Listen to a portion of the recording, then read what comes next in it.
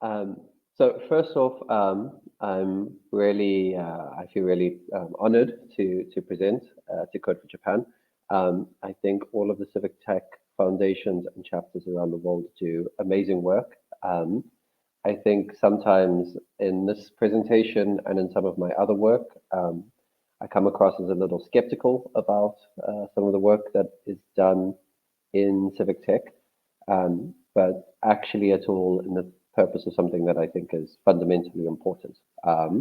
So the first overall message before I go into some of the more pessimistic ones is that everyone is doing immensely important work and that needs to continue. What I'm going to talk about today is I'm going to talk a little bit about where and why civic technology projects go wrong and what we can do about it. And I'll focus particularly on projects with local governments. Um, so there's a general guide called Don't Build It, which I think is being translated and I'll talk about later. But my focus today is I want to talk a little bit more deeply than in that guide about the process of building technology with local governments, and how and where that goes right and wrong.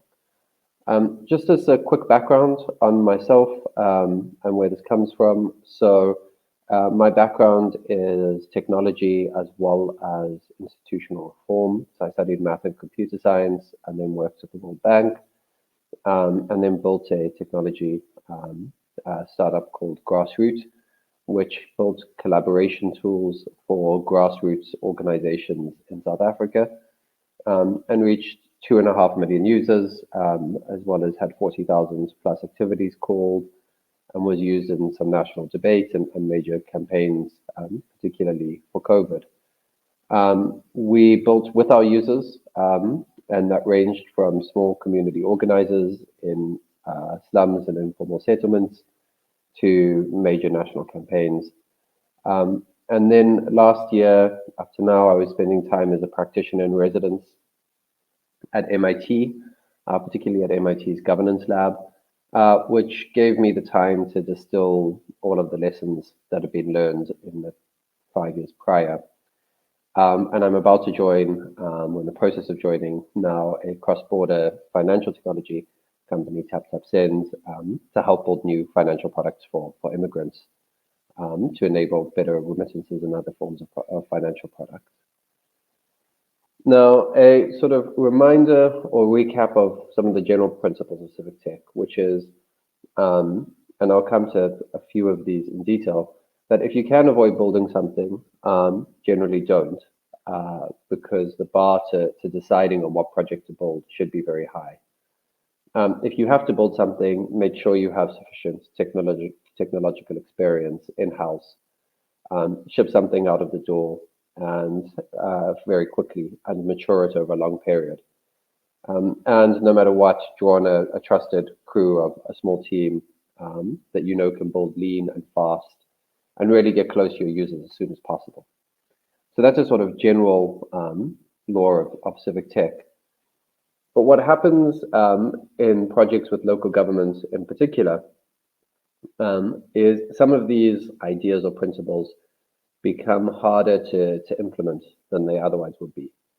And what happens a lot is, so I've taken part in, I have a lot of colleagues and collaborators and friends who have taken part in a lot of projects to build with city governments or even provincial and regional governments, sometimes national too, but it's a different set of problems, but particularly when we're building with cities and neighborhoods.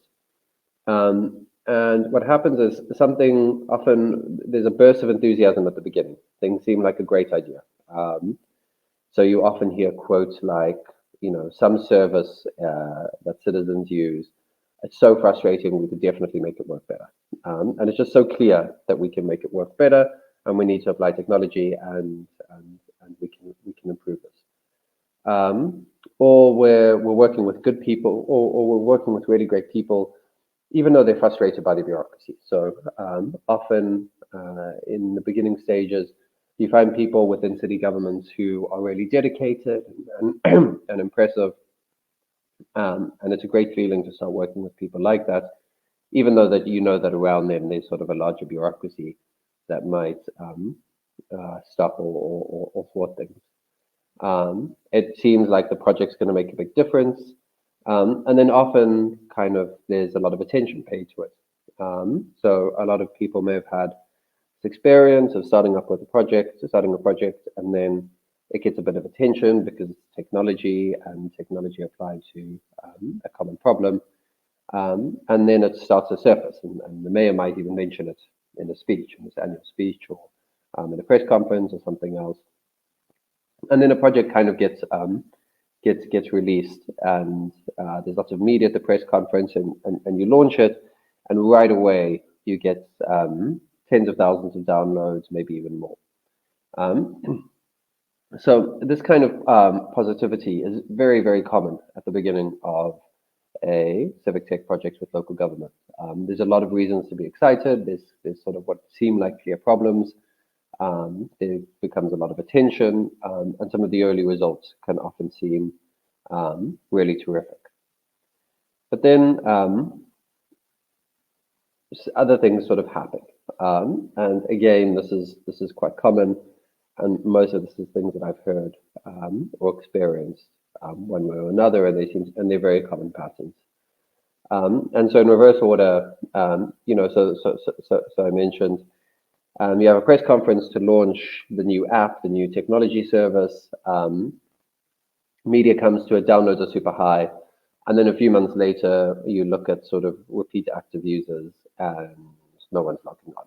And 6 months or 8 months later, there's the app is more or less unused, and it's very hard to get anybody excited about it. So you get this massive spike in attention. You get a lot of downloads, but then that doesn't translate into much.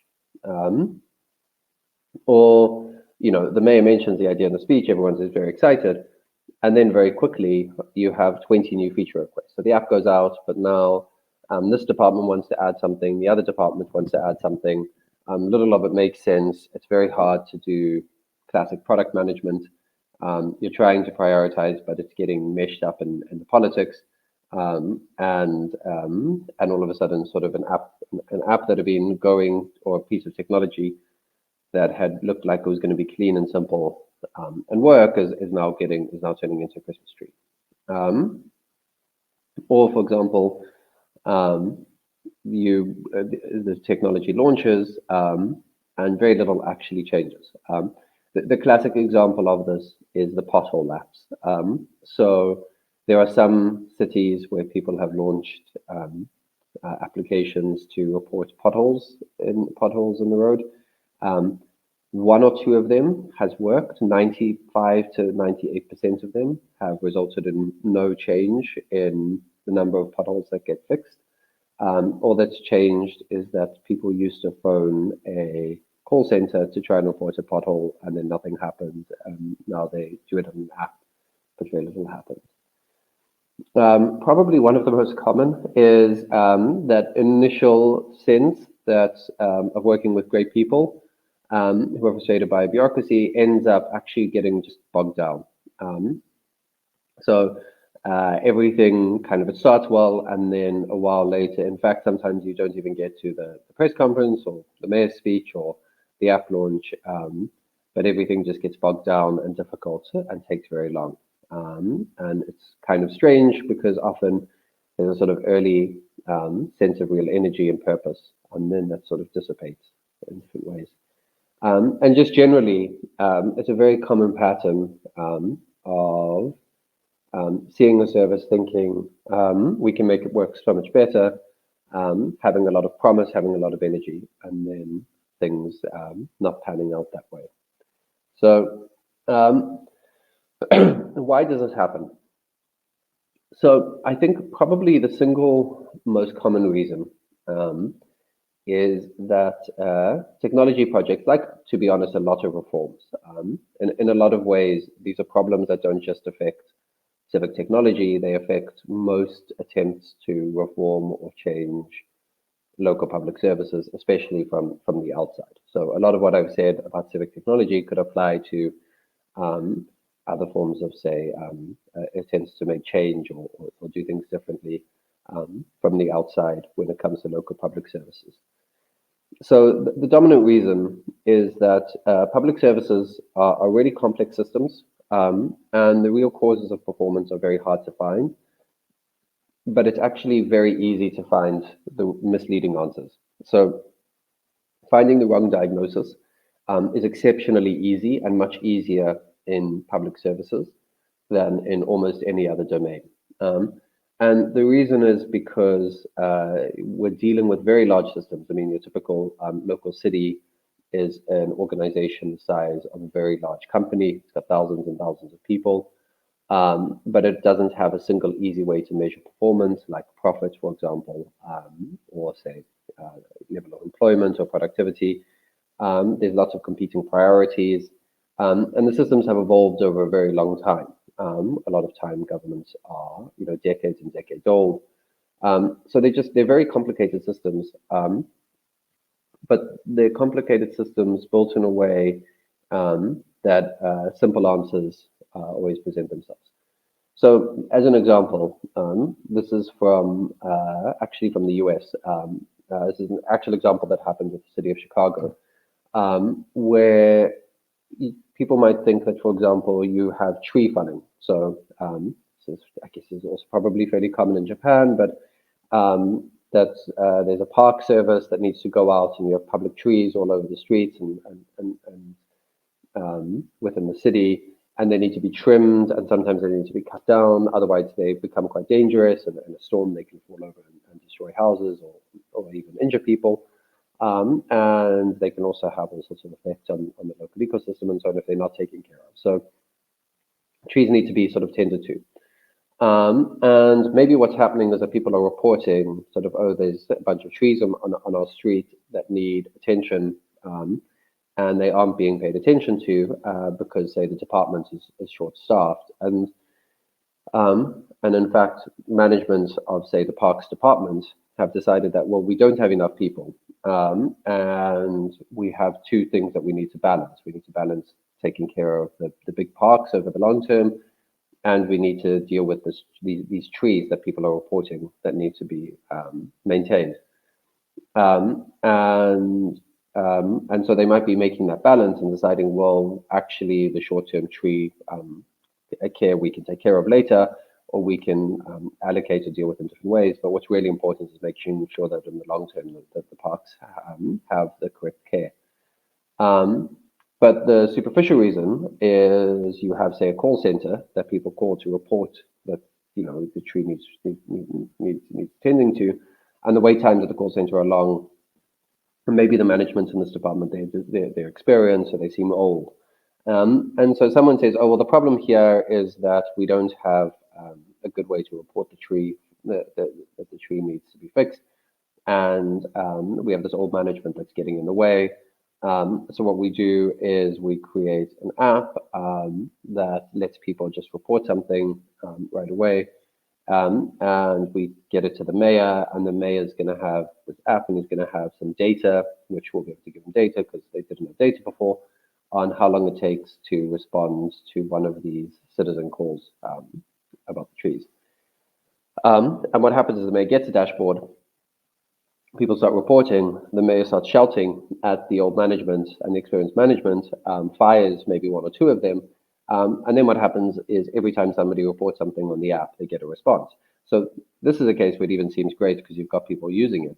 But then actually what happened was a few years later when people looked at it, they found that actually the overall parks had deteriorated very significantly, and were actually in a lot of danger. And then they had to do a whole lot of remedial work that was extremely expensive. Because basically what had happened was the management had taken all of their staff that they were short-staffed on away from doing this long-term caring work and have made them respond every time somebody pings in with the tree request. And actually this happened in Chicago across a number of services. So all over it wasn't just trees, it was also like road repairs and other things. But people created these apps to report things. The actual problem was short staffing. And the actual way that the system was coping was by allocating resources in a tacit way to make the best of that. But what happened was then this kind of the wrong cause was identified, and this technology solution actually made things work. Now, in a lot of cases, it won't even get there because by focusing on the wrong cause, there won't be enough institutional support to get something through. And one of the other ways that this cycle can get exacerbated is through what are called vanity metrics. So this is something that I spent a bit of time on in the guide, but I think is really important to avoid, both in the cycle of preparing for a project and then after its launch. So vanity metrics are measurements of progress or of results that actually don't correspond to the problem being solved, but that do make us feel better. So vanity metrics are, for example, total downloads once an app has launched, or registered users. Those are classic examples because just because somebody has downloaded an app, they're not going to keep using it. It can also include the resolved cases, for example, if resolution doesn't actually mean something. So marking something as fixed doesn't necessarily mean something has happened. A classic vanity metric during project preparation or during the period of designing and then implementing is, for example, internal attention. As I said earlier, that in fact, and I'll talk about this a bit more, sometimes attention by the mayor or by senior management is itself a vanity metric. And sometimes sort of having a good meeting is also a vanity metric, although sometimes it's also substantial. So one has to be careful there. But so vanity metrics, and the reason they're so dangerous is they can make us feel like we're on the right track when actually we're on the wrong track. And so we can feel like, oh, we have closed some issues, we finished our sprints. We finished our sprints internally in our team, and that was our metric of progress, or we've shipped some features, and that was our metric of progress, and we're moving forward. But actually, in terms of what's meaningful, we don't have that much more.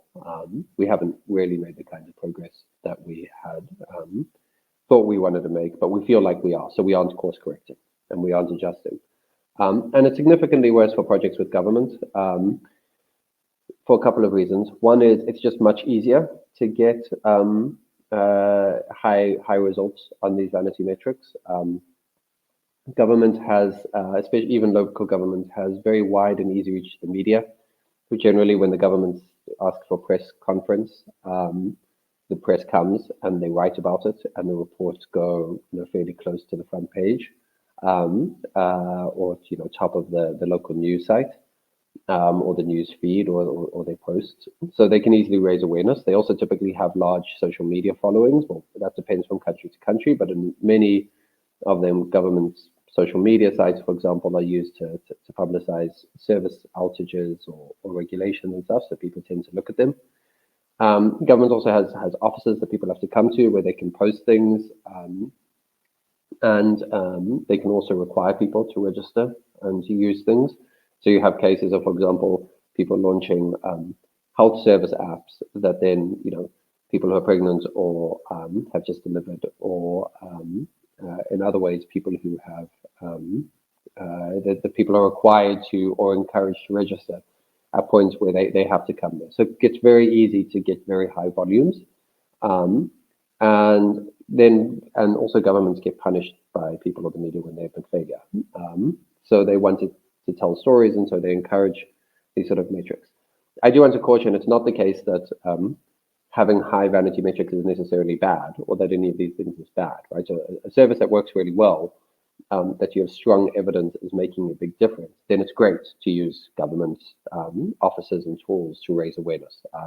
If you know the service is making a difference to new mothers, then absolutely work with government to have people register on it. But if you do that before it's clear that it's solving the problem, or if you mistake these for other forms of progress, it can veer things off track. So guarding against vanity metrics becomes very important. The third aspect, and this happens very often early in the cycle, is that you have what I call wandering champions. Now, I'm not sure what the term will eventually, how it will translate, but in English, and particularly in English civic tech, there is often the idea of what's called a senior management champion, who is somebody um, who's in the senior reaches of local government, and who adopts a project, and will help sort of push it through. And finding a senior management champion always seems like a great idea. It's one of the first pieces of advice that I got given when I started on projects, and often that people get is sort of find somebody in the senior reaches who can help be a champion for your project or for your idea. And they can be really great. They can break down the bureaucracy. They often like new. If you find the right champion, they like new ideas. They may carry a lot of informal or formal authority. But if you overly rely on a champion, and this happens to like quite a lot of projects, is because it's so much nicer to work with a champion. They're sort of senior. Feel quite innovative. They feel like they really understand what you're trying to do. Um, and compared to the rest of the bureaucracy, which is slower, which is difficult, which is hard to work with, um, people tend to end up spending far too much time and becoming far too reliant on that champion. Um, and then what happens is the project becomes identified in the minds of the rest of the city and with quite a lot of people with exactly that champion. Um, and the difficulty there is, the kinds of people who will champion a civic tech project um, are typically people who are somewhat ambitious and dynamic. Um, they tend to be, and so they tend to move. Um, Sort of uh, somebody who's just going to be stuck in the same role for years and years and years. Well, sometimes they actually can be amazing champions, but they probably won't reach out and they won't look like a good champion. The kind of person who, in most of the projects I've seen, is kind of tagged as a champion, is typically a bit younger, maybe, or even or has a younger attitude, and yeah, it's quite ambitious and just often will have moved on. And in the meantime, sort of a project's become very narrowly identified with them. So when they move on, you end up just not when they move on, when they move on, your project almost collapses because the link has primarily been with them, and now all of a sudden you don't have that person, and in fact, a lot of the rest of the bureaucracy uh, has has identified your project with that person, and maybe they didn't like them. So I've had at least one major project that basically got removed after more than a year of work because this happened. So this is a lesson that I've personally learned quite painfully. And I've heard it happen in quite a number of contexts. And so, as I say again, as I've come to, sort of a senior management champion can often be very useful, but becoming overly reliant on them creates these really significant risks, and so that needs to be mitigated. So, sort of putting it together, these sort of causes and consequences actually go together. So it sounded great. So a project will often sound great at the beginning because it's so easy to find the wrong cause. So there's the excitement of thinking, okay, I know what the problem is. We're going to go and challenge it. But actually, that makes things go wrong because systems are so complex that usually that cause is actually the wrong cause. And so it's the wrong problem to work on. It's so easy and fun to work with senior champions or just really well-intentioned people within the bureaucracy, and then that goes wrong because you become overly dependent on one or two people or a couple of people, and then those people move and they change. Um, and finally, there's often a lot of enthusiasm at the beginning that manifests in vanity metrics, both external or internal, but then attention moves on and other things come along. And so what happens is one ends up either with a project that had too narrow a support base, or was working on the wrong part of a very complex system, or was not sort of learning and adapting because it wasn't seeing what was happening. So, what might be done differently? Um, so here are just some initial ideas, and a lot of this will be dependent on context. Some of this might not work in different contexts. So certainly, for example, in Japanese local municipalities, some of this, and even from one town to another town, different things will be done. Um, I think probably the first one is this kind of change, and this again goes past civic tech to encompass, I think, all kinds of attempting to make change in local government. Um, really requires relationships across an entire organization, and especially people who might be in middle management today or even junior today who are going to rise to be senior later. Um, and really, some of the strongest results, like I've seen, have been where people have formed relationships with a number of people who today are relatively who are not senior champions, and who might not even be super enthusiastic, but who are very strong performers, super enthusiastic about a single project, and who later end up becoming quite senior. And then you have several relationships across the middle to senior branches.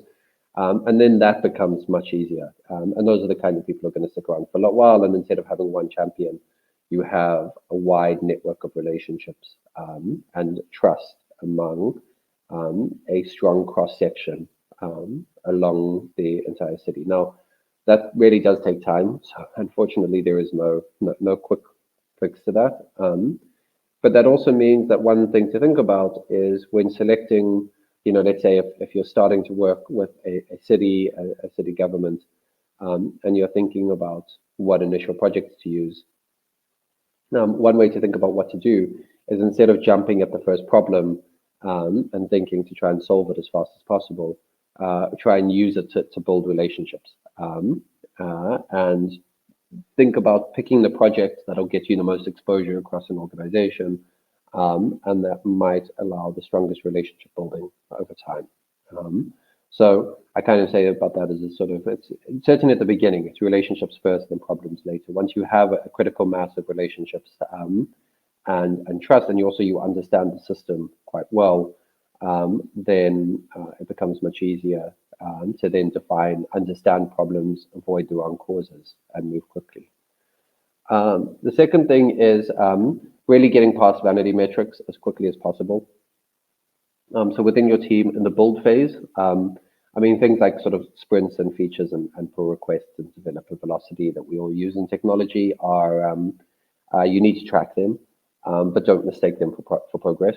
So within the team, really think about it more as, there's one person I know who, this is kind of a vanity metric, but it's a fun example, and it worked very well, was somebody did a reform of a major bureaucracy, actually a big international bureaucracy. And one of his metrics for his team was how many relationships have you built in the last week, which sometimes came down to sort of how many coffees have you had with different people, how many different people have you taken for coffee and listened to what they have to say and reflected. But that kind of, I think, both relationship building and then also sort of understanding a system, sort of how many times have you gone to the field? Are you closer to understanding the problem or not? I think those can be really important alongside the procedural ones. At the same time, one has to be realistic here. So funders and senior management and others, they love seeing vanity metrics. They want to see them. They want to see kind of curves that go up and to the right. So if you need to show those, track them and show them, but just make sure that they don't interfere with the actual work and your actual internal learning processes to understand what's actually working as early as possible and change tack.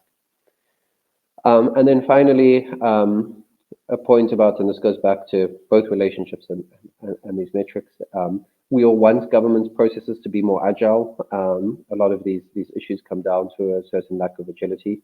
But that will also take more than a workshop or two. A lot of projects that I've seen, sort of people will come in and sort of do 2 workshops on how to do agile, and what happens is you then get a lot of people in the bureaucracy who love talking about agile because it's a lovely jargon and everybody loves talking about it. It sounds really fun and exciting, but nobody actually does it because nobody understands it. So invest a lot of time working closely with counterparts and explaining how good sort of technology development happens, so that people really internalize it. And then from there, it can carry. My personal observation has always been the more people talk about agile, the less they actually do it. So try and just actually invest in doing it with people side by side rather than trying to introduce it through workshops and so on. I think the sort of overall of this is really think about the process of developing civic tech solutions and making local government and government services, public services work better as something that's a long game, and it's not in fact, I describe it as it's not a linear curve. It's not like you make a little bit of progress at a time.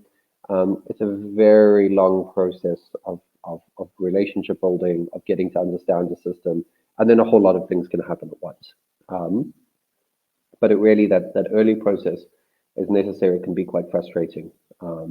But without doing it, you get in the cycle of you think you've made a lot of progress and then it just crashes.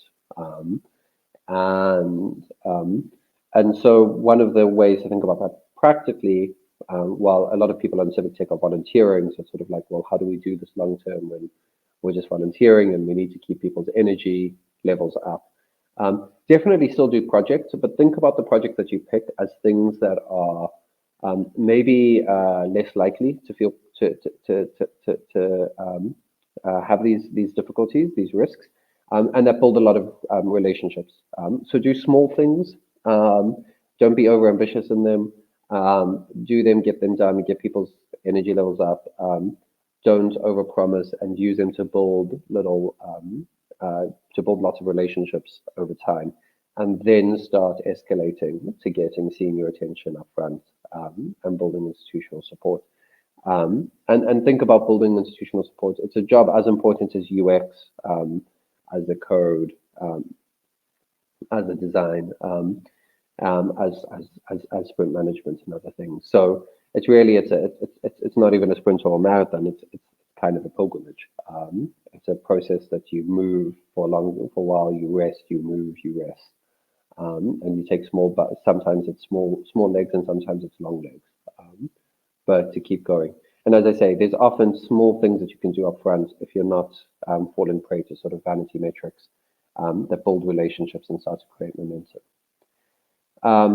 But also, and this is more directly from the Don't Build It guide. Regardless, just make sure that as quickly as possible you're getting close to users. In this case, users are actually both the people within a bureaucracy, and citizens themselves. And one thing to really avoid here is to have your developer team, and even say your developer and design team or your project team, quite separate from a team that's interacting with the officials, and that's interacting with citizens. And what happens there is people sometimes have these separate teams, and then you bring them together every now and then to do team building or discussions, and that doesn't tend to work very well because you just need more dense information flow. So one of the things that we did at Grassroots, and I've seen happen at a lot of really strong civic tech projects, is the technical team members and all of the team members are going along, and sometimes they hate it, but sometimes they just have to be dragged along to it. Is sitting in an hour-long discussion with a field official, with a field, with somebody who's in the bureaucracy in the field, to just understand what's happening within the system, or going and sitting in a focus group with a lot of community members, and really having a high density of feedback. You still have the field team members who are tasked with doing that all the time, but on an individual basis, the technical team members need to be going out and getting really close to users to try and again get over that problem of the system being very complex.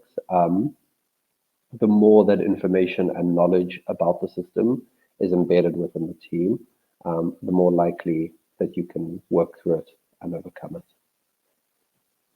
And then just, practice good product management. So this is from Civic Tech, but it applies as much to commercial. Don't over rely on outsourcing. Do it when you need to, but it's not to be relied on. Add full-time talent to your team cautiously. Often budgets are limited, but you need to, if it's going to be a long-term process, be cautious about those, about how quickly you staff up. In every role that you have, try and make sure that people are adaptable and can learn quickly, and do not have priors. I should mention this is one thing. Most people have some form of opinion about government. It's really important to leave those opinions at the door when we start working with government, because again, that'll just lead to the wrong problem very often. And set a budget and design budgets so that you can start quite quickly, but they really give you that length of time, and also allow you to change course and adapt as you go. This is just sort of the guide that we mentioned. So this is sort of a link to it, and a sort of flow chart, a little flow chart that we did, which is also kind of one of the core messages, just being make sure that you've understood things and that you understand the system and that it's embedded within relationships before starting to build. And when you do small things early, but avoid vanity metrics and over enthusiasm at the beginning, have good technical staff, and over a long period of time, mature. I should say that there's actually other material on this.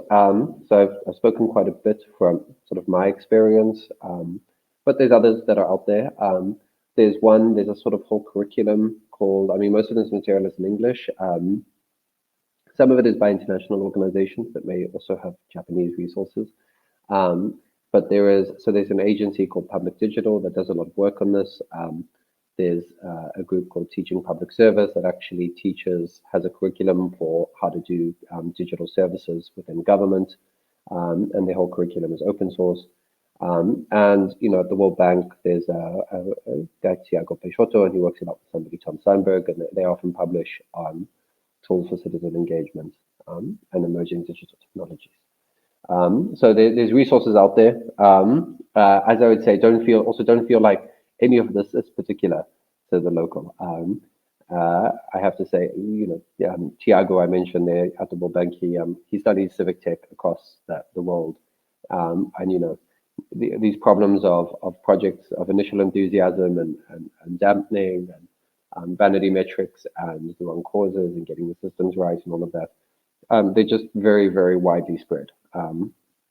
There's not that much that's particular. Every system is how you solve them will be very, very specific, because it'll have to do with exactly what the system looks like locally, what kind of relationships you need to build, etc. But the sort of the overall pattern of enthusiasm and then skepticism or things not quite working out is actually very common. But I think now the field of civic tech is maturing, as it has been over the last, I'd say, 5 to 10 years. And there's more and more, I think, knowledge of how to work through these and how common they are.